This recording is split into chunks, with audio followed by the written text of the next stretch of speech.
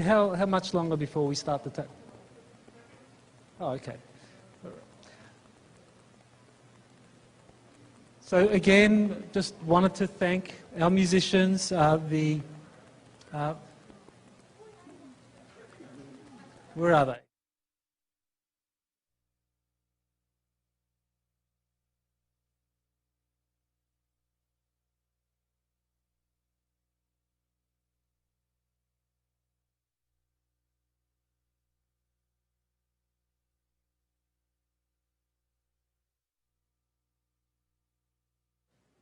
So we can all just make our way back to our seats now because we are literally about to start the next presentation. It's my great pleasure to introduce the next speaker. He's a scientist. He's worked as an electrical engineer in Italy. He's taught at a number of universities in Italy and Europe. A man that's very distinguished in his field. A scientist who has been trained to look at data, look at evidence with a very critical eye, and he became aware of a very unique phenomenon, something that I have not heard of before when it comes to the phenomenon of extraterrestrial contact. We have heard of many cases of extraterrestrial contact. Many people have had experiences with extraterrestrials and talked about those, written books, gone public and so forth. But we have never heard of a case like this where over 100 people, very distinguished people, some of them generals and diplomats, leading figures in Italy, Germany, other countries in Europe, had contact with this same group of extraterrestrials. And Stefano Breccia, who is our next speaker, is someone who's interviewed roughly 80 of these people who have had these contacts with these extraterrestrials that were operating in Italy openly but secretly. And he has spoken with all these witnesses. He has taken down their testimonies. He has film or photos of what they saw, what they experienced, and also he himself is very privileged to have had his own unique experiences with this group of extraterrestrials. But I won't say any more. I'll leave it to him to discuss all that. But I'm very pleased and welcome Professor Stefano Breccia to the Earth Transformation Conference. Thank you.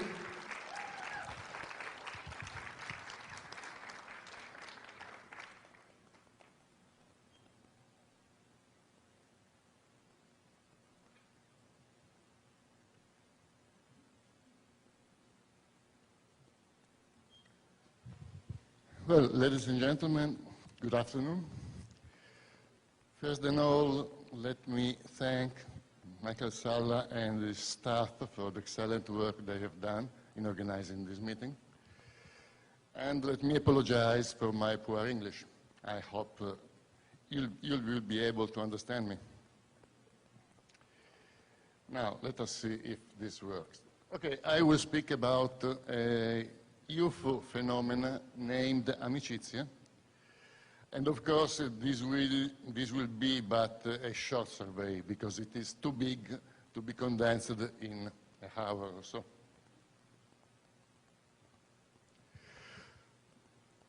Okay, amicizia, we were speaking about aliens and so flying saucers.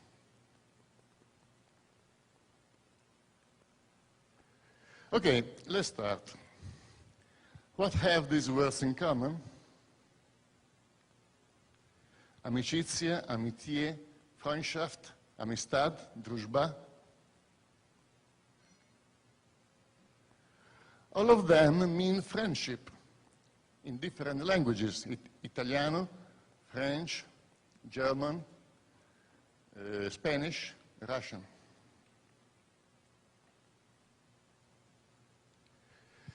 But, and this is a very important problem, these are the names that different people from different countries, often unaware of one another, have given to the same phenomenon. All of them invented the name amicizia or a variant in a different language.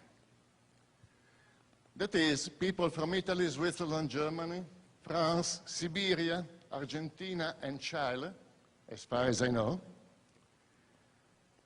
all of them have given the same name to the same experience. The contact with human-looking entities proceeding from outside our Earth. I underline human-looking entities. They were totally human. The main character within the Italian group of contactors has been a psychiatrist, Dr. Bruno Samaciccia, who died some years ago. And here is Bruno. In Montesilvano. Montesilvano was, in those times, a small village in the north of Pescara. Pescara is a larger town in the center of Italy on the Adriatic Sea. Bruno had a dog, you may see it here, who had been named Dick, and also this dog, strangely enough, had a role in the history of amicizia. Bruno, not Dick, has written more than 100 books, mainly on religious subjects. For instance, this is a treatise on the Christ Passion, the Christ sacrifice.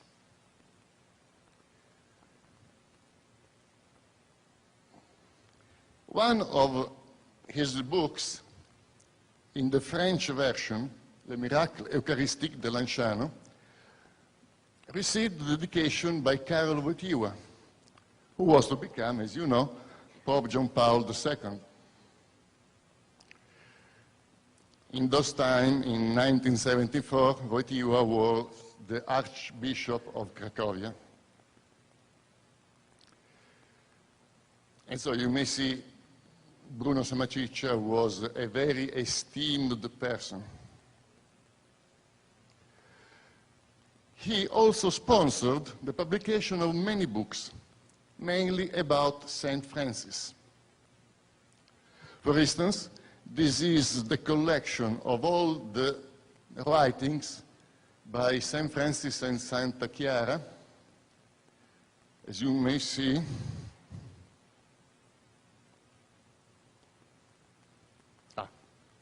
I've done something wrong. Help?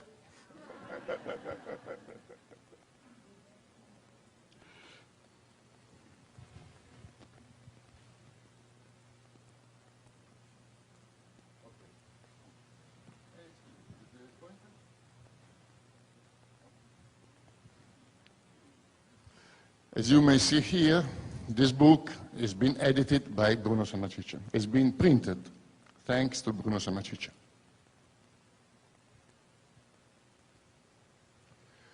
Then, just a personal note, we were very friendly to each other, and here is a dedication he made to myself, a dedication which I remember with gratitude.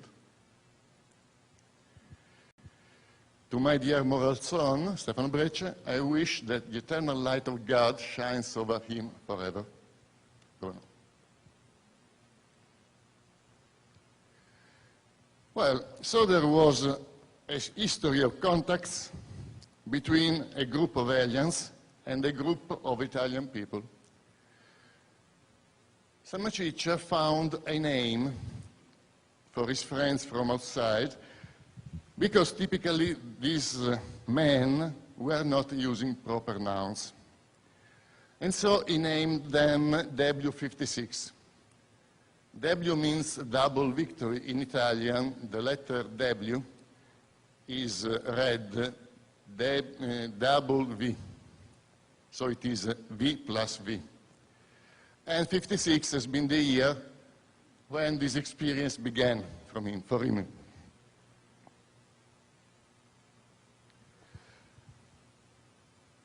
The language of this gentleman does not make use of nouns. Their grammar is totally different from the grammars we know. And so they do not use either common nouns nor proper nouns. So the W56 has been a name that they received by Samachicha. Anyway, they were remembering that in very remote past, over this earth, they had been called Acri.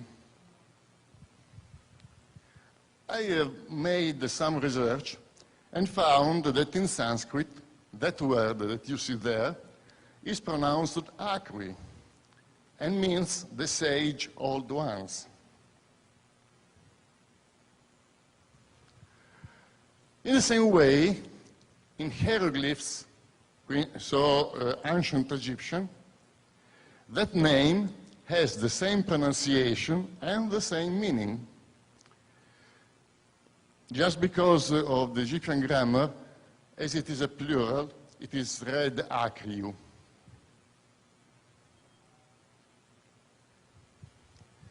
The W56 are a confederation of different people coming from almost all the universe we know. They come here for many reasons. One of the most important ones is that to them, Earth has a mystical meaning. They maintain that our planet has been one among the only 50 planets in our galaxy where life has been born. Just imagine how many billions of stars there are in our galaxy, how many billions of planets are there. Well, only in 50 planets, they maintain, life has been born. Our Earth has been one of these 50 planets, and therefore it has a mystical meaning to them. Moreover, they were stating that our planet is one among the most beautiful all over the universe, and we can't but agree, of course.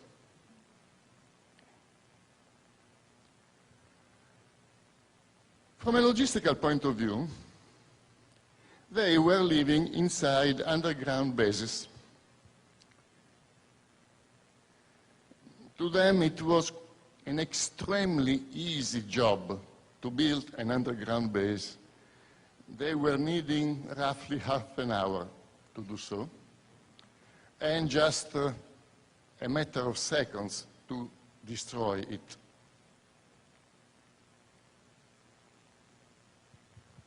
But as many among them were totally human-like, they were living among us, within our society, often holding high-level positions inside it.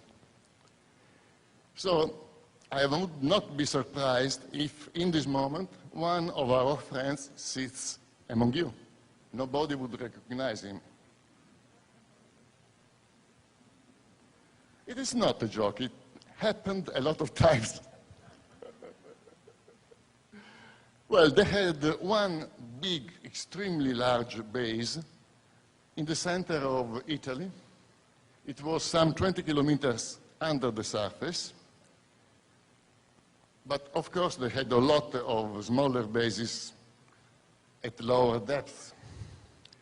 The large base went from, roughly speaking, Rimini down to Ortona, that is, say, 200 kilometers in length. From the center of Italy to the center of the Adriatic Sea, some 100 kilometers or so, and the roof was 300 meters. To the point that inside such a huge structure, there were meteorological conditions, and very often it was raining inside because of the huge amount of air that was contained. Who knows why? I do not know why. Italy has been chosen by them as their reference country. so that all of them were speaking Italian, often making funny mistakes, but anyway, they were speaking Italian. Later on, we will see some of their speech. Of course, there were other bases in the other countries they were interested in. So France, Switzerland, Germany, and so on. Their master in Italy was a man 3.5 meters tall, named Din Pietro.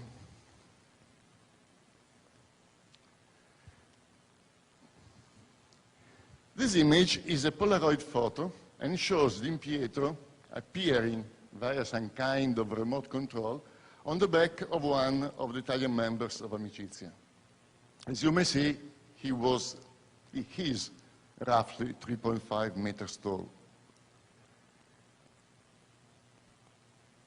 Nevertheless, even being as huge as that, he was often walking our streets without too many problems. Din Pietro, indeed, was very fond of our way of living, and I should say the ancestral Italian way of living. Okay, as I was telling before, as strange as it may look, he was used to drive a white and blue Citroën DS.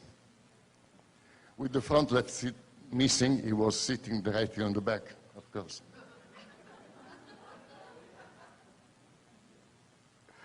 He liked very much our food and drinks, especially red wines, and he was used to smoke cigars. I said that he was very fond of the ancestral Italian way of living. For instance, a habit which nowadays no longer exists in Italy was to drink wine directly from the bottle this way. He liked to drink wine this way. Another strange thing, by the way, there is no music. There should be a music passage in here.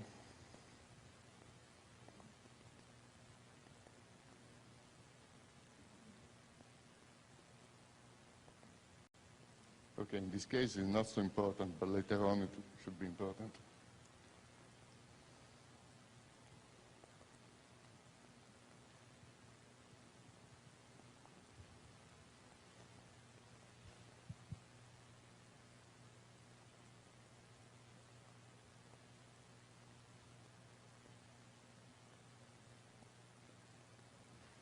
Okay, in the meantime, I go on. The musical piece, okay. He had built himself a violin. He imagined a violin in the hands of such a big person that he liked to play. He liked very much our symphonic music, especially in the steppes of Central Asia by Alexander Porfiryevich Bardin, and also Chopin was among his favorites.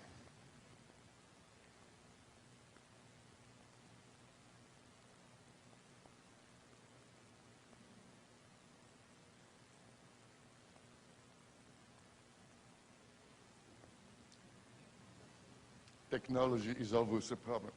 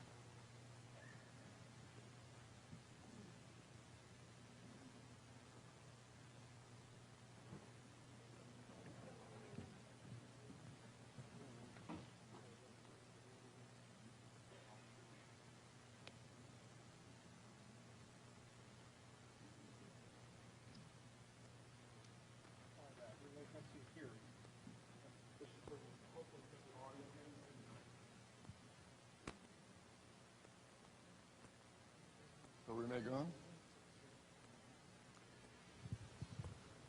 Pietro was speaking many languages, and here I present a short poem he has written in German.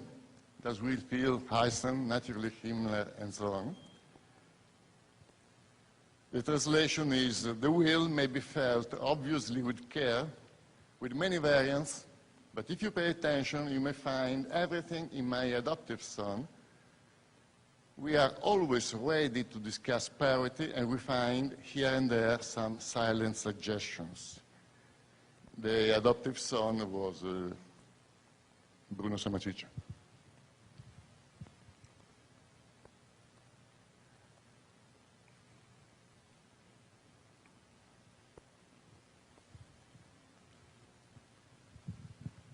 Well, in this context, the role of Earthlings consisted mainly in supplying the W56 with food and metals.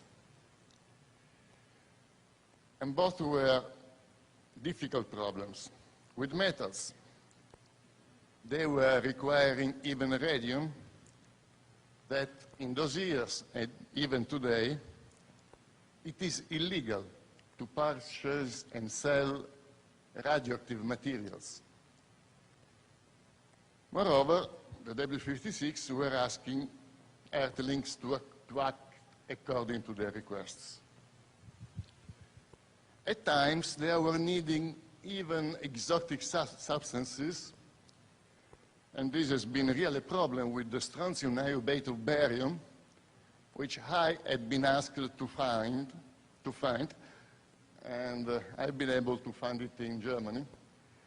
The problem was the strontium niobate of barium in those years had no practical application. So it was not produced by any chemical industry. Today it is used in the technology of video cameras. And by the way, also the strontium niobate of barium is a radioactive material. In addition, Bruno has been providing 2 trucks per month full of fruits or fish. Most of the times at his own expense, because the other members of the group had been contributing only at times when they had the possibility to. So for Bruno, this story has been a huge expense.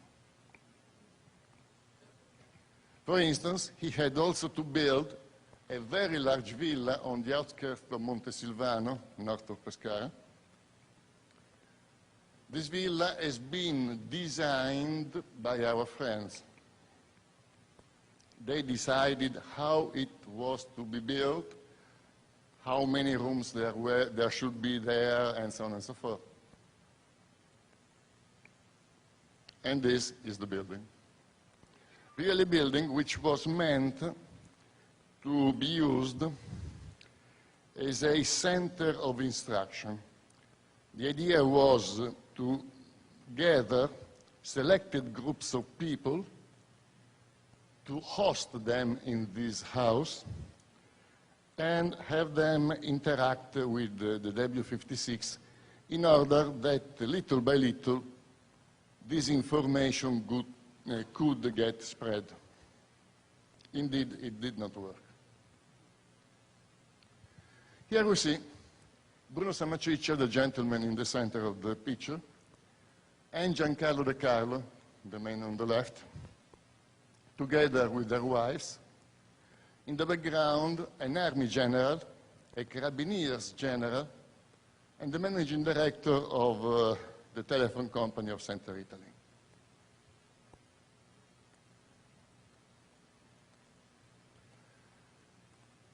Gaetano Tamburrini Orsini is the Carabiniers general who decided to write a book in which he presents some excerpts from Bruno's thoughts, from Bruno's way of thinking, which was, after all, the way of thinking of the W56. Of course, there were continuously contacts taking place, and many were the ways this happened. The most common was via telephone calls in both directions. That means that, for instance, one of them could phone me, but at the same time I was able to dial a telephone number, typically 30 figures long, and then on the other side the W56 was responding. Superimposing over normal radio or TV broadcast.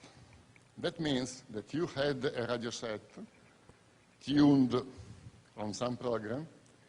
All of a sudden, the program was going away, and in its place, the voice or the music or anything by the W56 could be heard.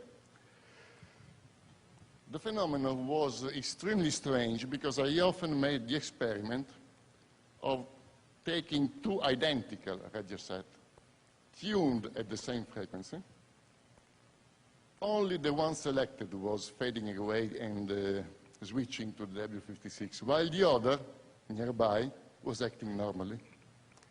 That means that a huge amount of energy was involved, together with an extremely high directivity. Then they were making use of the then native messaging technology via remote computers. In those years, there were no personal computers, and typically there were computing centers placed in various universities, typically, and you could connect via passive terminals through modems over the telephone lines to the remote computers and use them. And in this structure, there was also a messaging technology very, very rough for those years, very advanced for those years, very rough as seen with present-day eyes. And of course, via face-to-face meetings, which were extremely frequent. Okay, let me stop one moment to comment a very strange story that has seen Bruno Sammacice involved, and it was a supposed swindle. Bruno Sammacice has been condemned in a trial, in a tribunal, because he would have extorted a huge amount of money, say, roughly speaking, $100,000, from an elderly couple. And over Italian newspaper, many articles have appeared because I remember Bruno Sammacice was a very well-known person in Italy. This is one of the articles. This is another one. You see in the caption on the top, they believed in the healing capabilities of a Martian who was able to enter radio broadcast.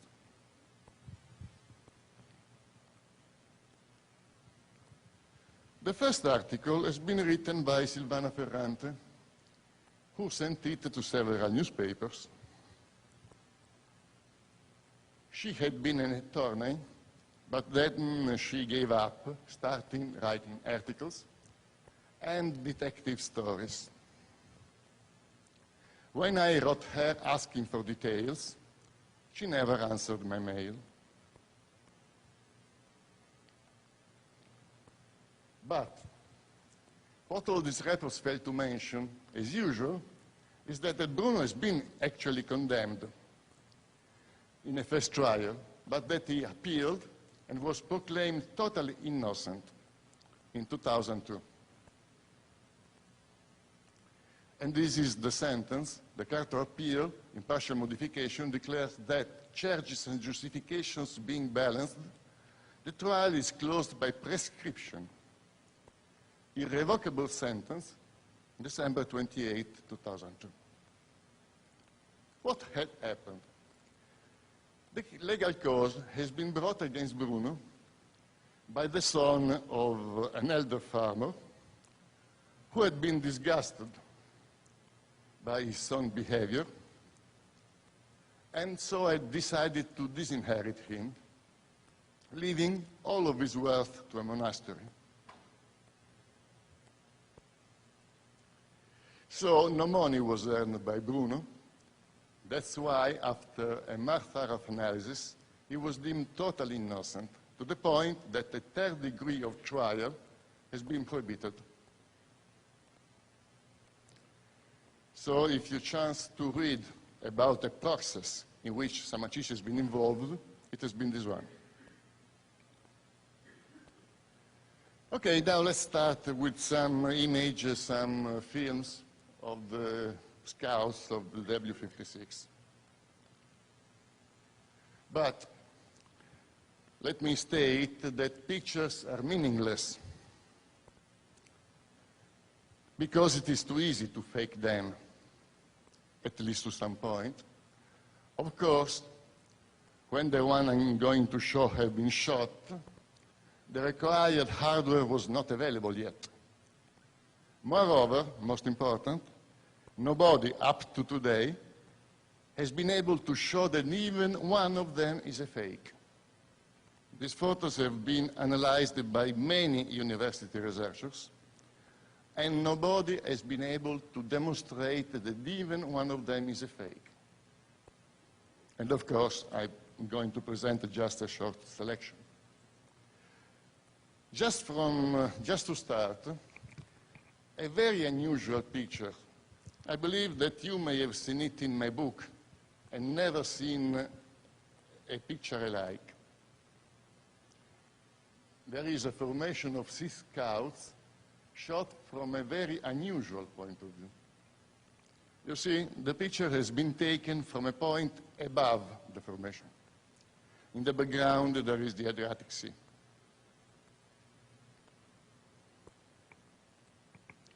As you see, the sun was on the bottom of the picture. And the scouts are in a rather triangular formation. Then in Pescara, over the central restaurant Il Gabbiano. The restaurant is the one on the right side.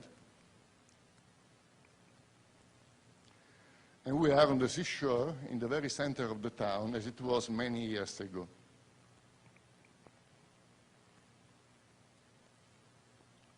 In the outskirts of Milano, Milano, you know, is a very important town in the north of Italy. And we have this low-flying scout. In the background, this is Milan, and this is the highest building in Milan, the skyscraper Pirelli.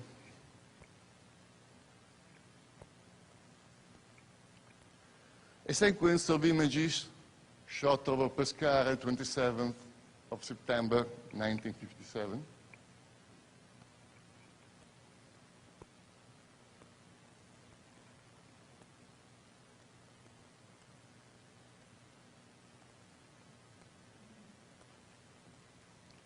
On the shore of Pescara,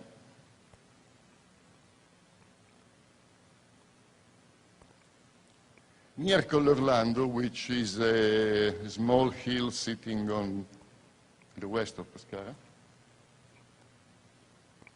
I shot this picture. Then two other pictures I've shot in the 60s, just south of Chieti, which means southwest from Pescara. Of course, the photographic technology was not so advanced.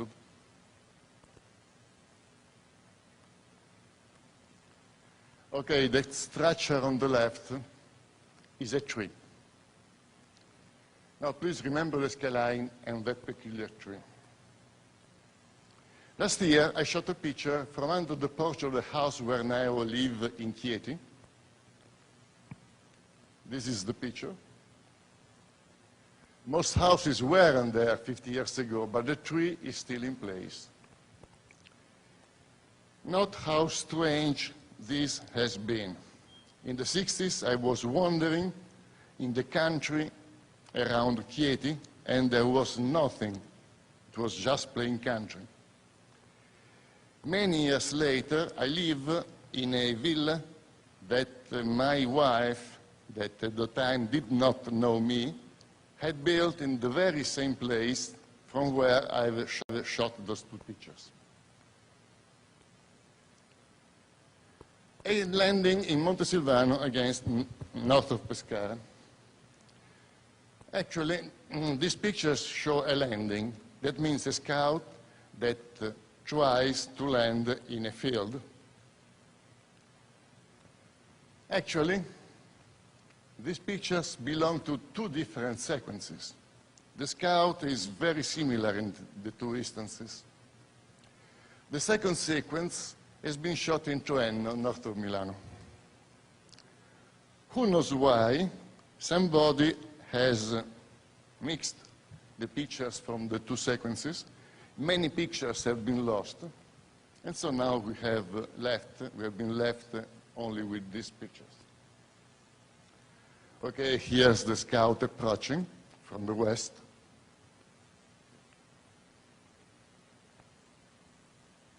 Studying the situation, then trying a first landing.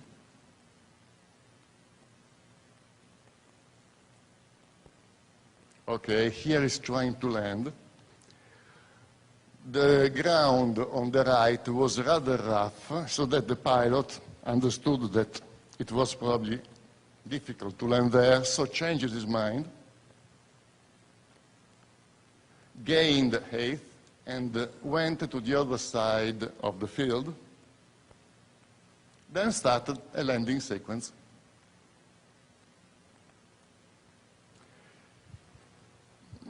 The last picture I shot was showing the craft on the ground, but also this picture has been lost.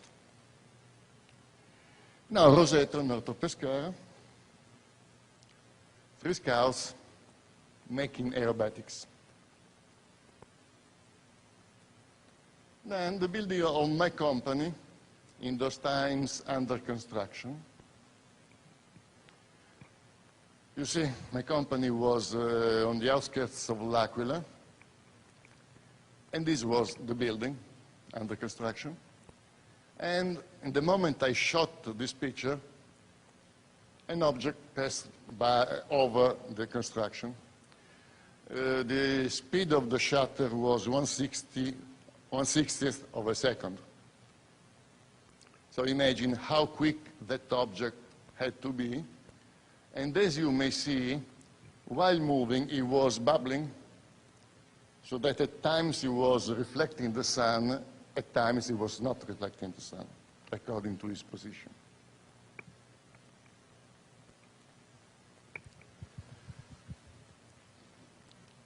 As you know, such crafts have been named also bells after George Adamski.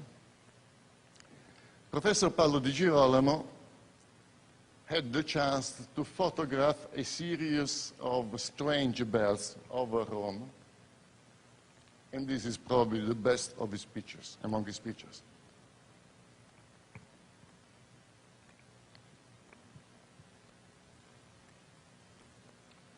L'Aquila, from my house, the scout is the small black object on the right. Then on April 15, 1962, La Domenica del Corriere, one among the major Italian magazines, presented this cover.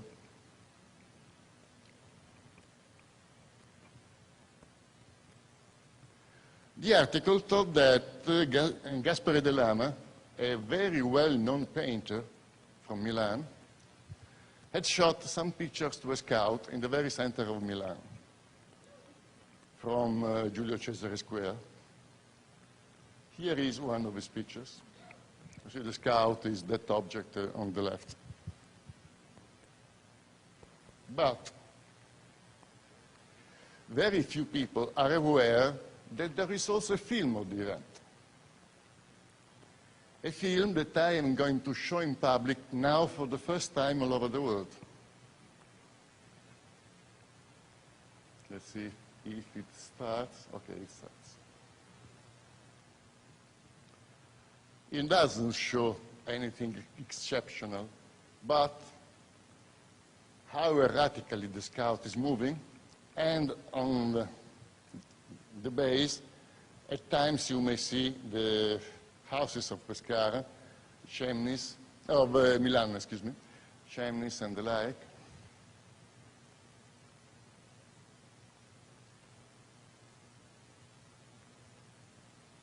It's rather long, I cut just the sequence.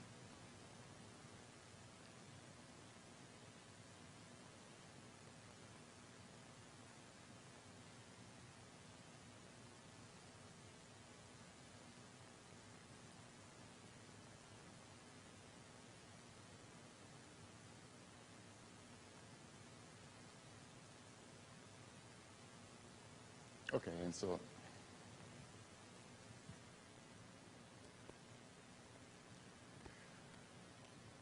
another of my pictures, Bologna, 1967.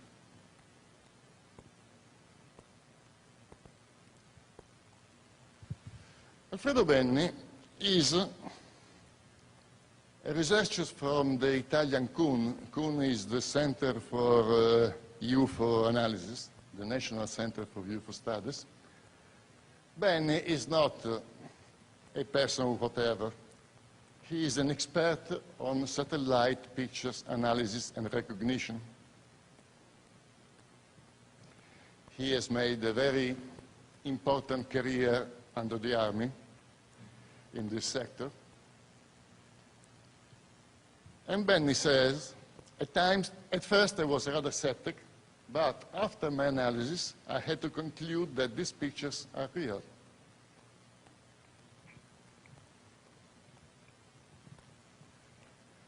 Garofalo, another analyst from University of Pisa, everything makes me believe that these images are true. Okay, of course, here I present persons who express positive opinions.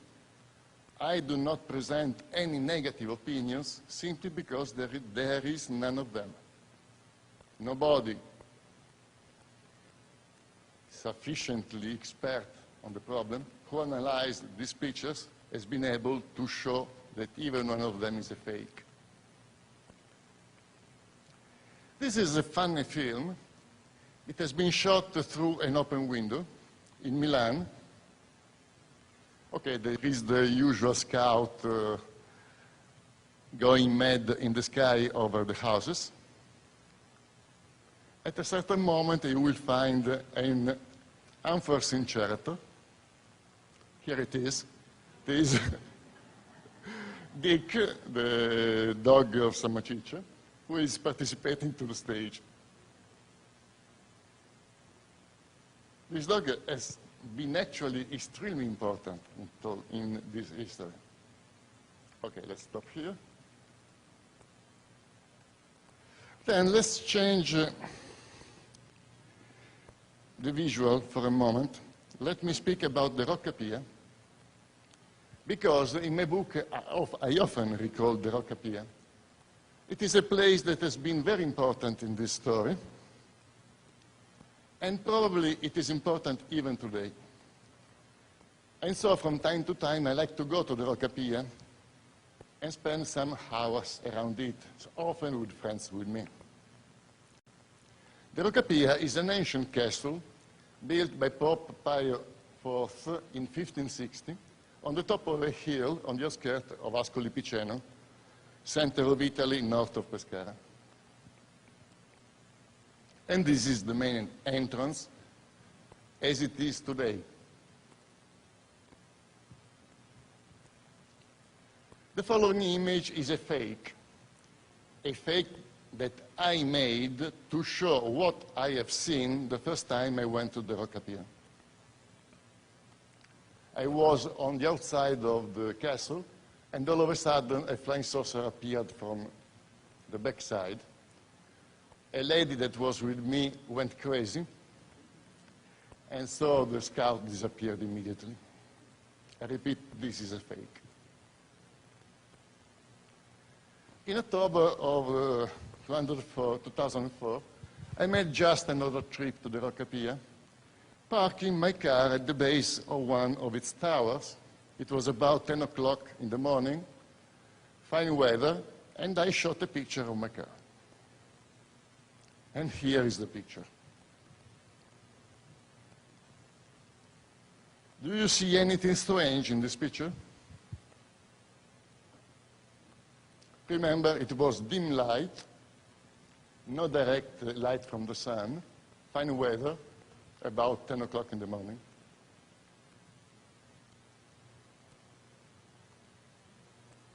Any ideas? Pardon me? I don't understand.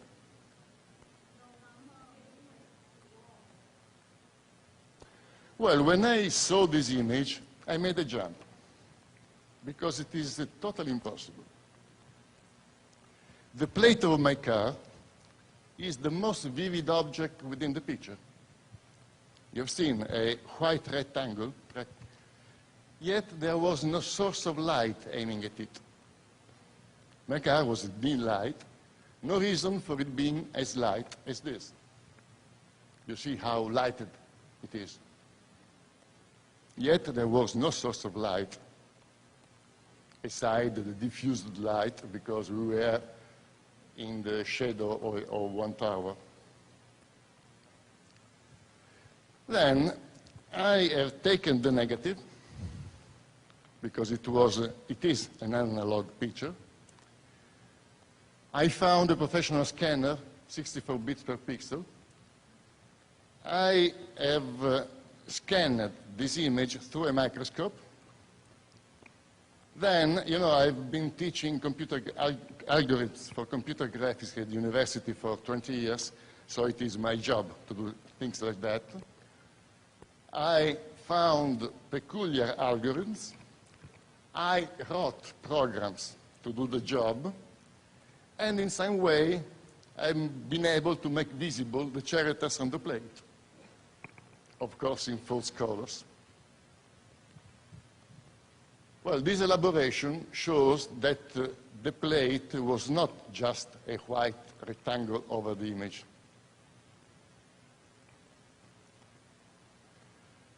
But that its brightness had been some way enhanced, nobody knows how and why, getting an almost saturation. I repeat, it was an analog picture, using an analog camera, a normal film.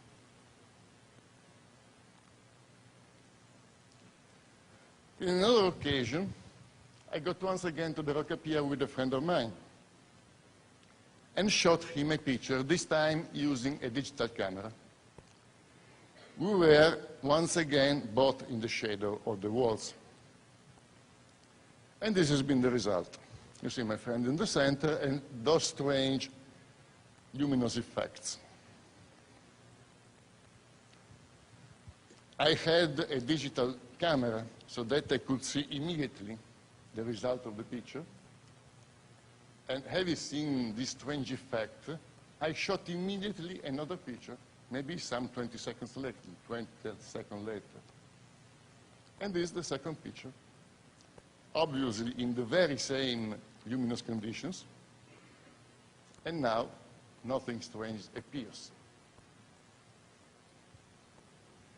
We were in a very important spot, in a spot where years before, a passageway could be opened to enter the main underground base of the W56. In all evidence, some activity is still going on, because these pictures have been shot a couple of years ago. So.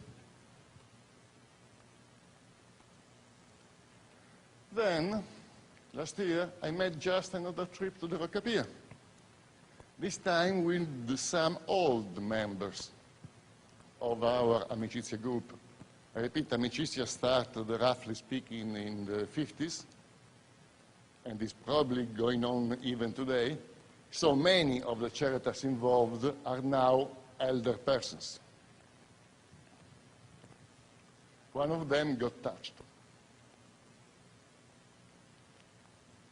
He asked me to eliminate his face from this picture.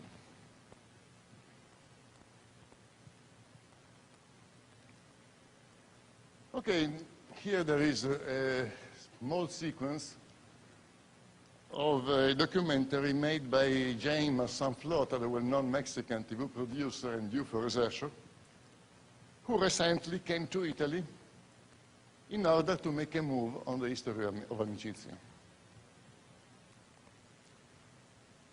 Okay, it looks that there is some incompatibility with computers, so I'm not able to show the movie, which is interesting, just showing the vivacity of Marsan in Pescara, speaking about Villa de Rises, and also secluded and deserted villa near to the Pescara River, where in the 70s, two of the W-56 were living inside this villa. Okay, the movie does not start. And here is how Villa de Rises was in those years. An old construction, deserted and abandoned. Okay, we have seen some pictures of the scouts, of our friends. Now let's have a look to them directly. And let's start with the image of one of them who had been named Kenyo, a picture shot inside the villa built by Samatrice. And here is Mr. Kenyo. As you see, a totally human-looking, totally normal person. But an Italian researcher, Barbara Batelli, asked me the original file of this picture. Then she has been able to ascertain that the guy is roughly 3 meters tall. 3 meters mean 10 feet. You may find the English version of a study at that address, spaziovita.com. And if you go to the site of Paola Harris, you find the link also in that site. Just to summarize, here is Kenyo compared to one pine needle that is visible above him. You see the pine needle just over the head of Kenyo. Barbara has copied the needle on the side of Kenyo. And knowing that pine needles are roughly 15 to 20 centimeters long, it is quite easy to find out that the total is above 3 meters. In another attempt to compute Kenyo's height, Barbara referred to some gratings barely visible in the background of the image. Then, using Google SketchUp, she has been able to confirm the previous height. Using that software, she has also been able to show us how a normal human would look in front of Kenyo. Of course.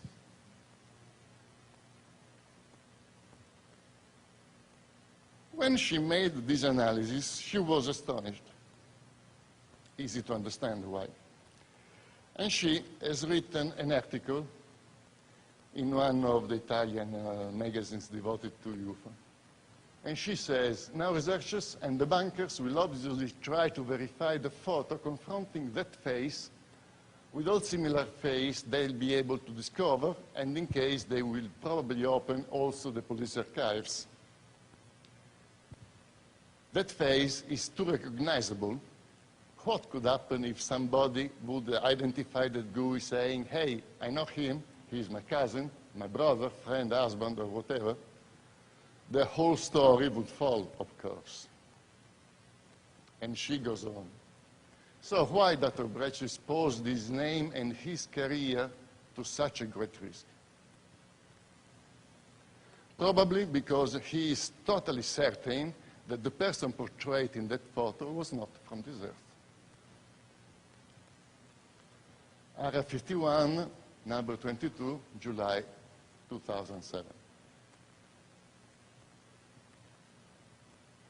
They were not always as tall as that. More often than not, they were of average age. And this is a normal, human-looking person. Let's speak a bit about the picture on the cover of Mass Contacts. Here it is.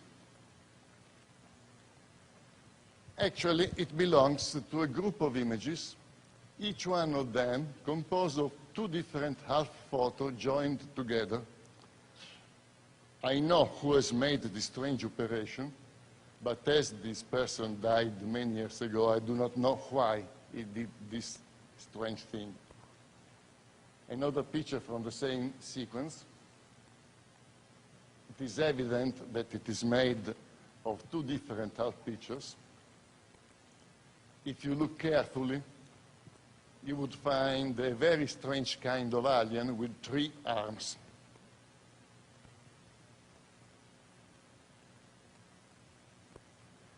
Well, the W56 were fighting a group of artificial beings that they had created,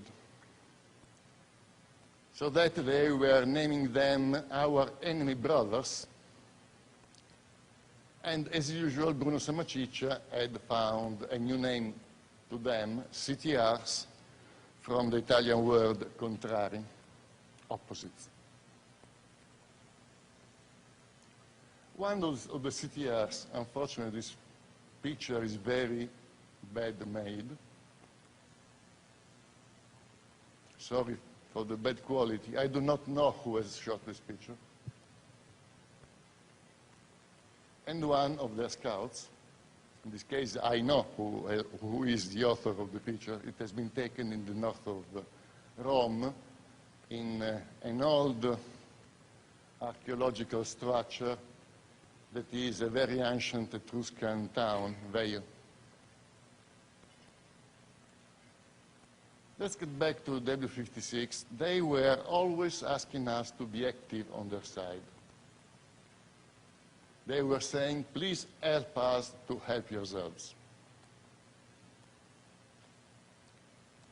The help they were requesting us consisted mainly in keeping our group compact. That was more important than what may look from these words.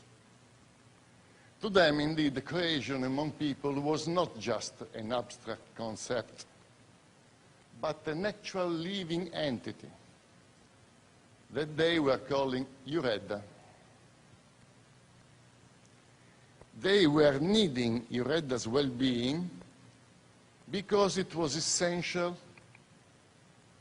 to the working of almost all of their equipments. Siate Gesù con tutta la vostra dedizione, con tutta la vostra umanità, perché in questo momento noi abbiamo bisogno di ciò, come l'acetato cerca acqua. Okay. This is one of the W56 speaking. Probably the most the oldest among you will have recognized a strange inflection that was typical of the fascist police during Italia fascist period. That is because our friend had learned Italian from the radio broadcast of the fascist period, and so he believed that Italian should have been spoken that way.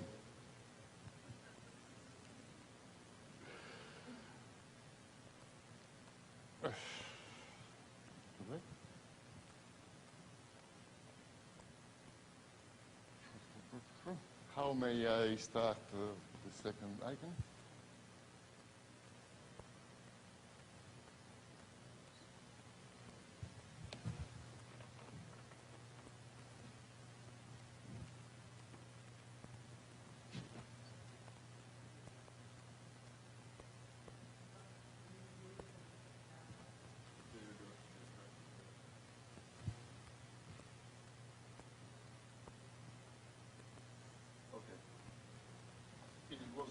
very short sentence, stay together, stay together.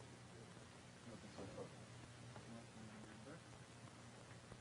Okay, often they were also witty.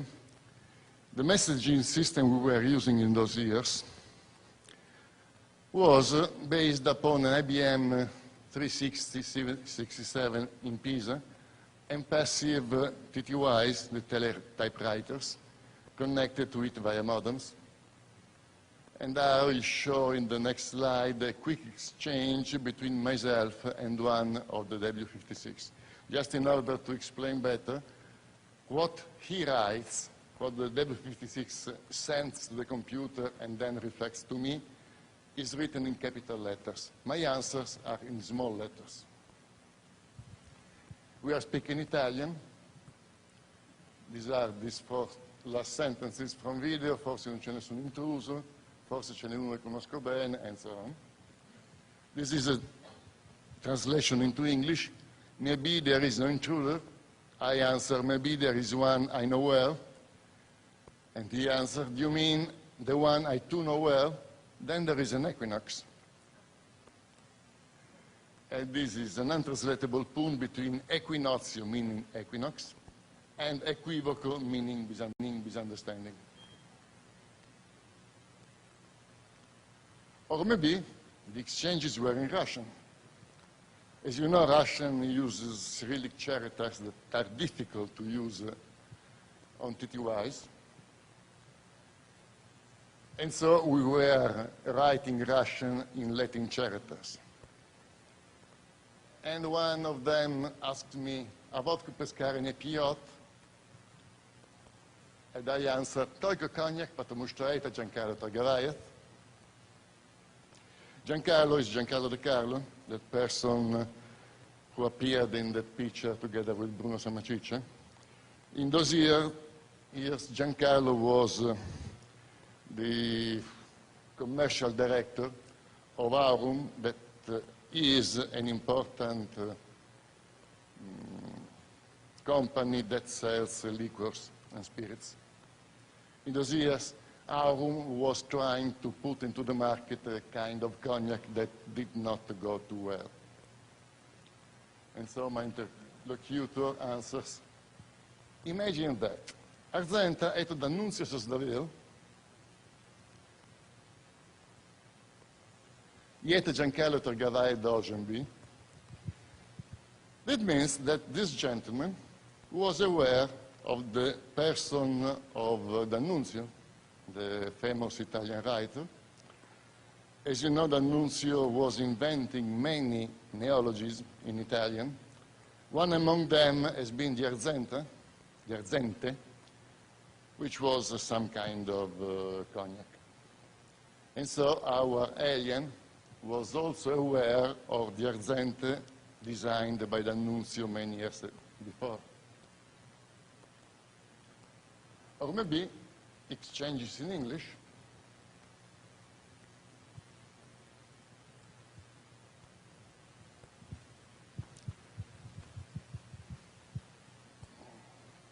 The last sentence, crazy like drunken crazy cats, has become a popular way of speaking.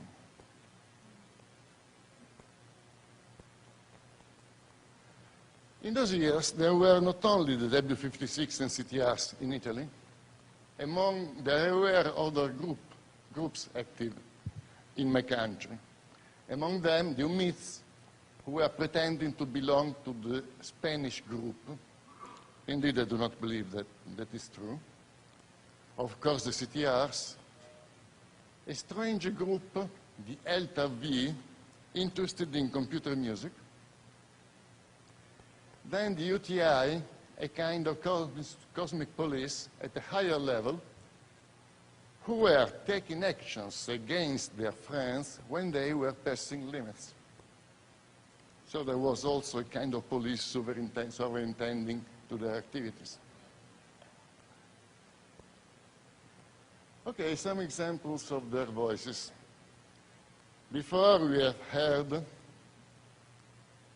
a person who could be easily taken for a fascist gerarca. Now, a person speaking Russian.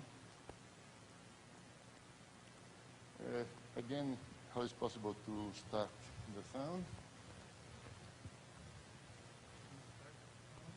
Start the sound.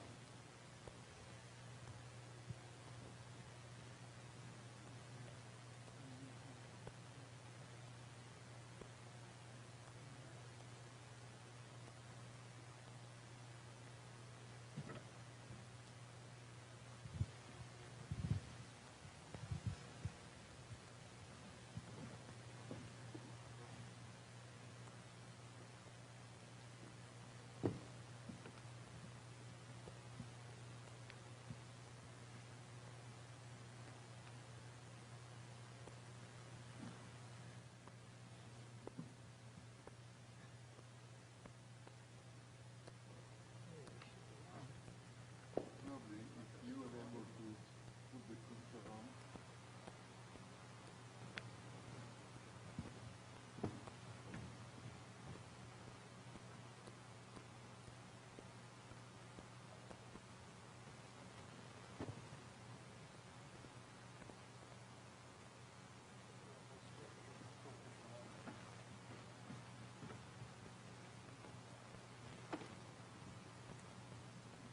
Okay, we may do maybe a thing different. I may go on with the presentation, and in the second moment I may present on the files. Okay, so now for the moment let's suspend the audio. At the end of the presentation I'll go through them. Okay, and here there are two of the W56 speaking on the telephone. The first was Di Pietro, the master of the expedition, then Sigir, speaking first French, then Italian, and also there are members of the Italian group in the background.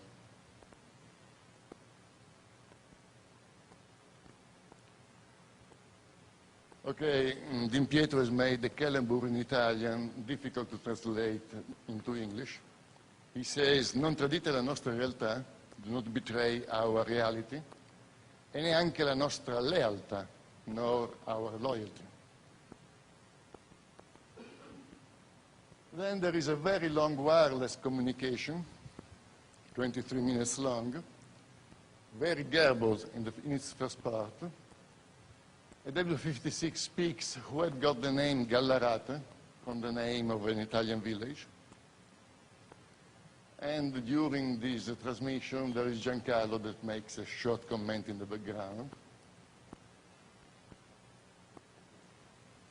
Gallarate speaks with a clear accent, Abruzzo style. He also makes a mistake in Italian grammar. At a certain moment, he speaks the name proiettoli instead of the correct proiettili. Okay, when we will be able to hear these files, please remember that these tapes are over 15 years old, so the quality is not so good. Then a conversation between a professor in Rome and one of the people I named Italian humans. And we will see how strident is the voice of the alien, to the point that what he says is not always understandable, although he is speaking plain Italian. Later on, in this long telephone call, rather 1 hour long, he will switch to Spanish.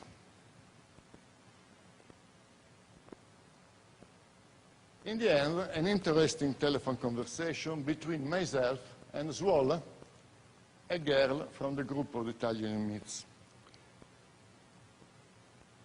Following a previous request from my part, she is addressing me in her native language. When I received this telephone call, at first I was confused, and I was believing she was speaking Russian, and so I started answering in this language. After a while, I understood that she was speaking her language, and so I started laughing. Nevertheless, I went on, continuing speaking Russian. Some example of the writings and drawings. This is an example of the writing of their main language. It is an ideographic language. There is no definite sense of reading. They were saying that the message should be taken at the same time from all over the image. That's another kind of language. That's a drawing, a very strange other drawing. Oh, this is very interesting, and unfortunately we will have to hear it in the Breccia way. A friend of mine, living in a town not so far from mine, has put up a meteorological station that records the environment situation and sends its data into the internet. Among other devices, there is a webcam that records sounds and images outside his home. One Sunday morning, he phoned me telling me to connect to the internet and to listen to the strange sound generated, who knows how and why, by his webcam. And for over 1 hour and a half, I heard awful noises.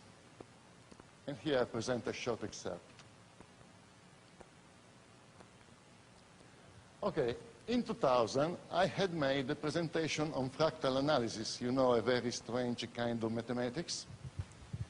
This presentation was for an audience of mathematicians from the University of Novosibirsk. In that occasion, I presented also some examples of fractal music I had generated by a computer.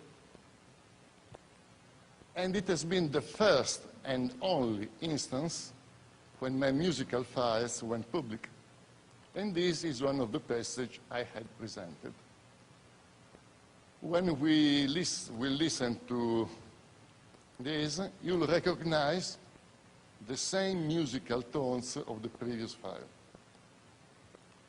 So, someone who knows why and how had been able to take one old musical file I had generated and not even recorded. I do not have a recording of the file. I had to run again the program to get this file, and had transmitted to a webcam in a way deliberately distorted, who knows why.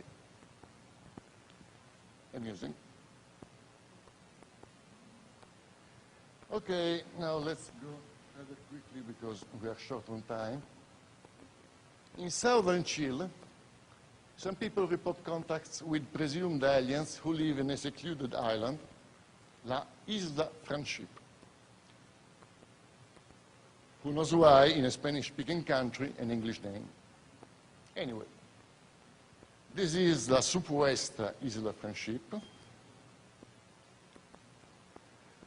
And here I presented 2 interviews to 2 among the main characters, Octavio Ortiz, a passage from an interview, okay. Ernesto de la Fuente, this is much more interesting. He is an engineer. And in this passage, he says that he went into one of their bases. He found that these aliens too like to smoke puros, that is cigars, and that they hablaban en castellano. They were speaking Spanish. It started in 1985, and it looks to be still going on. And it is a history practically identical with Amicizia. Then some persons from the Italian branch, of course many of these in the meantime have passed away. Here there is Alberto Perego, former Italian consul in Brazil, together with Mario Maioli, which has been the founder of the CUN, Luz Instag, which was the secretary of George Adamski.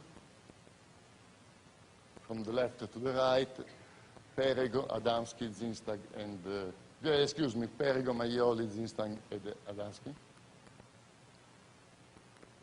I was also a good friend of Perego. here is one of his dedications to Stefano Breccia, Waiting for the Future. The 4 books written by Alberto Perigo have been the first books on UFOs ever printed in Italian. And more important, they are portraying, even today, the basic concepts within Amicizia. Then the journalist Bruno Ghibaudi, former president of the Italian branch of WWF, and an expert in aeronautics.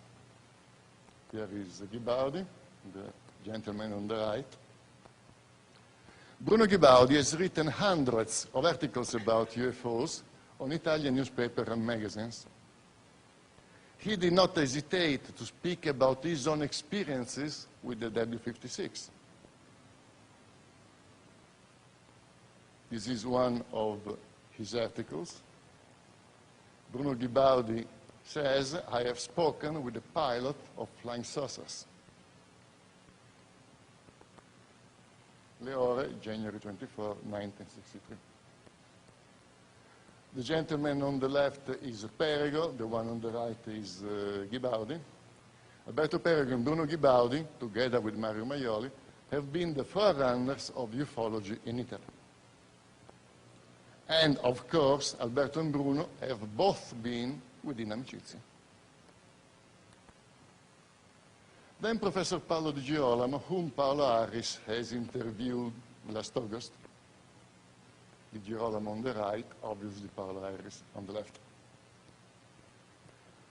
My old friend Paolo has just written a book on his W-56 experiences. That is the cover. This book should be printed also in Spanish and English. The title means We and Them. Another friend of mine, the painter Gaspare De Lama, a very old person, he is about 19 years old. Then a university professor who does not want his name made public is writing a book of his experiences, making use of a nom de plume. The Croatian scholar Nicola Duper is acting as a spokesman of this university professor. The following image shows Duper together with Roberto Pinotti. Roberto Pinotti on the left is the secretary of the CUN. Duper is the gentleman on the right. Then, as I too was involved, here I present a picture of myself on the shores of the Baikal Lake together with Valery Bakalov, then director of the University of Novosibirsk.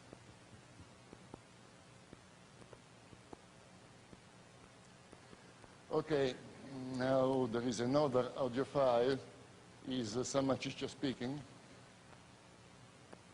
Okay, and this is saying these sentences, I have only you, and my wife tells me that you, my boy, are going to get tired because I'm exploiting you.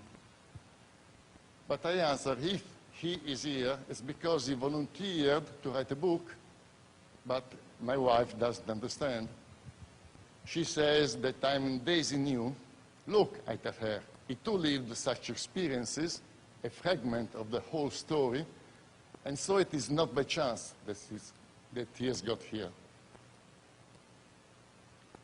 Okay, of course I'm not able to speak Hawaiian, and I would have liked to say you goodbye using once more the words by Din Pietro. And here Din Pietro says goodbye to you all in Italian.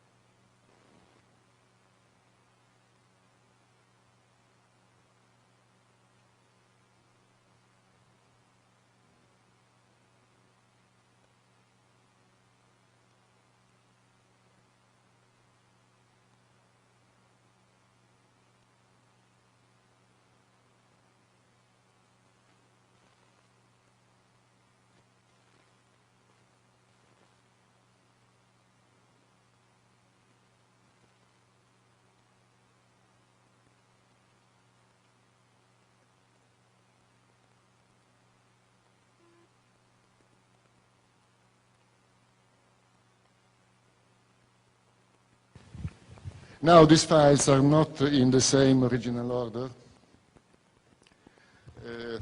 We will see what they are saying. Okay, this is Wola, for instance.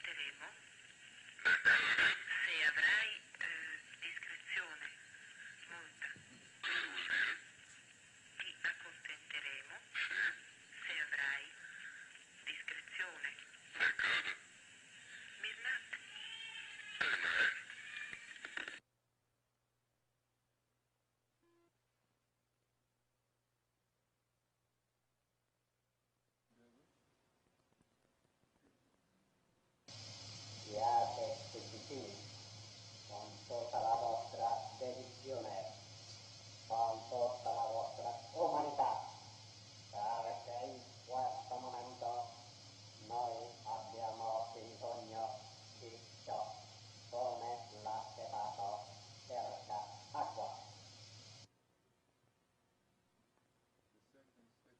The second stay together.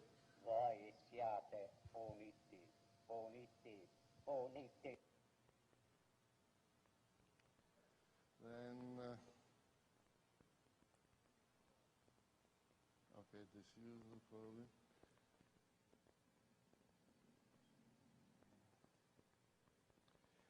The strange sound recorded by the webcam.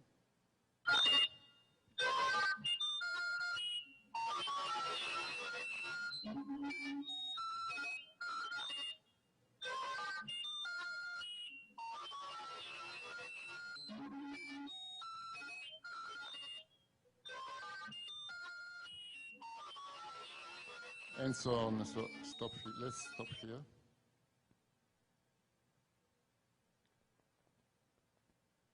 My musical file.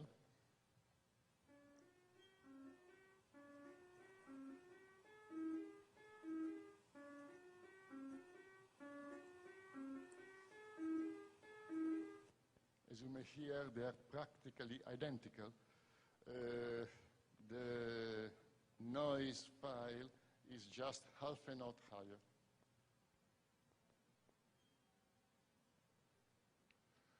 Then what? Something in Russian. Я буду вспоминать вас, который вы были в тот ясный день. Поднимите. Неделю назад, когда вы были в ветлом пляже, мы разговаривали, дали, еще тогда на скамье лежала белая чайка. Who knows why this W56 decided to send me this badly pronounced sentence, and years later I've been able to recognize a passage from The Seagull by Chekhov. And then Hotel Gallerate, for instance.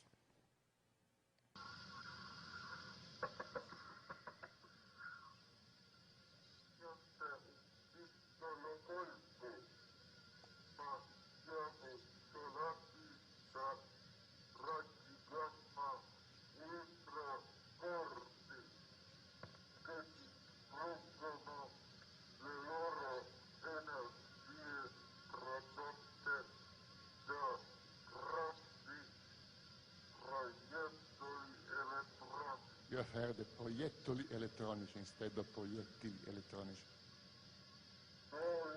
And so on. It would be difficult to translate in real time what he says. Then let's see, whatever. In Pietro, for instance.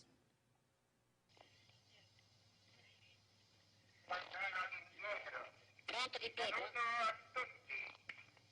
Non tradite mai la nostra realtà e neanche la nostra realtà. Vi saluto a tutti. Sono Astra da Gesso. Pronto Sigir? Sigir? Sigir? Sì, senti, ecco, di un saluto a Verena, se vuoi in francese, che tu hai conosciuto le lingue, come vuoi, eccola.